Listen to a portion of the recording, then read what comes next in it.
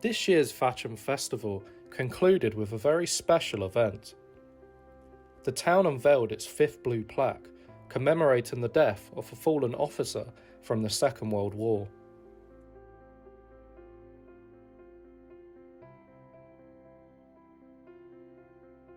Lieutenant Colonel Vernon Watkins Urquhart served as the first commander of the Thatcham Ordnance Depot, where he was tragically killed during a German bombing raid.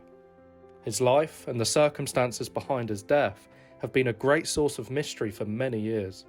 Why is his name not listed on the town's war memorial? And why is he buried at Shore Cemetery in Newbury when he lived and died in Thatcham? In February 1940, the British military requisitioned tobacco stores located near Thatcham railway station.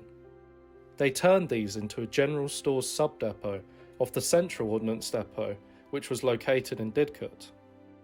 Due to its immense strategic value, the depot became heavily targeted by the Nazis within months of its completion.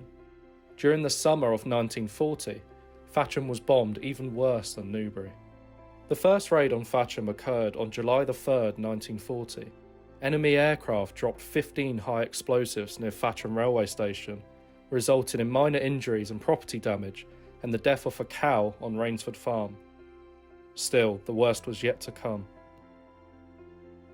According to the 1939 register, Colonel Urquhart and his wife lived in Didcot before he was recommissioned to Thatcham.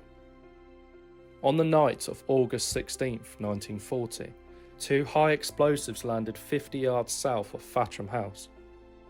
Colonel Urquhart was standing in his front garden at the time at 141 Station Road, close to where the roundabout is leading to Wheelers Green Way.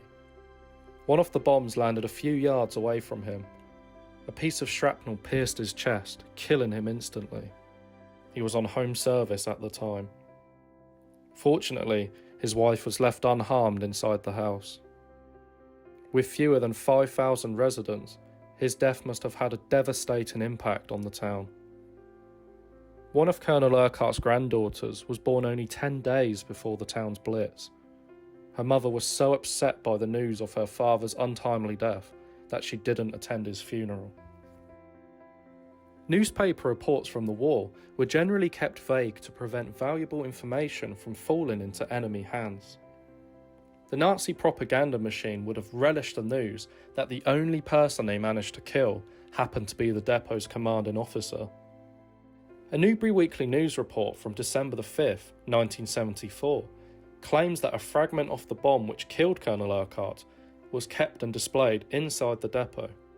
Newbury man Darren Pearce is among the thousands of military and civilian personnel who served at the Thatcham Army Depot. His uncle also served there in the Royal Observer Corps and was perhaps the last person to see Colonel Urquhart alive. His name was Joseph Waring, and he was with, I think it was the Observer Corps, and when the bombers come over, he realised he didn't have his binoculars. So he went back to his house, got his binoculars, and whilst he was in there, he heard this big explosion. When he came out, he saw that the colonel had been killed. Someone was looking down on him that day.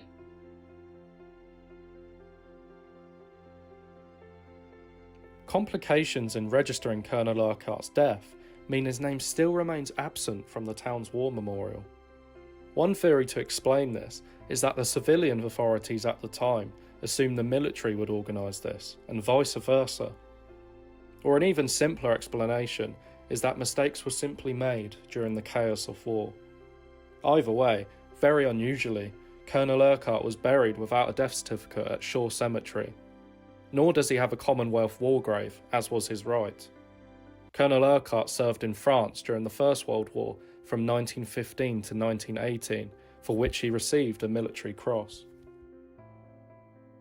We know where he was born and we know when he was born because he resided in a boarding school at Christ Hospital in London, and they've got the records. So piecing together a life story has been very hard as a middle-ranking officer for the majority of his army service, because of course, as a man in service, he moves around a lot. And we've even got evidence of him being in America in the early part of his life, which very recently we believe we can link to his brother. His brother emigrated to Colorado about 2 years before Vernon Watkins ends up there as well. These previously unpublished photographs show Lieutenant Colonel Mike Turner and Major Ken Mullins of the Royal Army Ordnance Corps laying a wreath at Colonel Urquhart's grave. They did this to mark the 50th anniversary of Thatcham Depot's opening. But the staff chose to celebrate this event on the 50th anniversary of Colonel Urquhart's death instead, calling this Urquhart Day. In November 1997, the Ministry of Defence announced the depot's closure. A farewell ceremony was held on December the 13th, 1999. This was attended by a relative of Colonel Urquhart's named Patrick Criswell. Mr. Criswell was tracked down after an appeal made in the Newbury Weekly News earlier that year.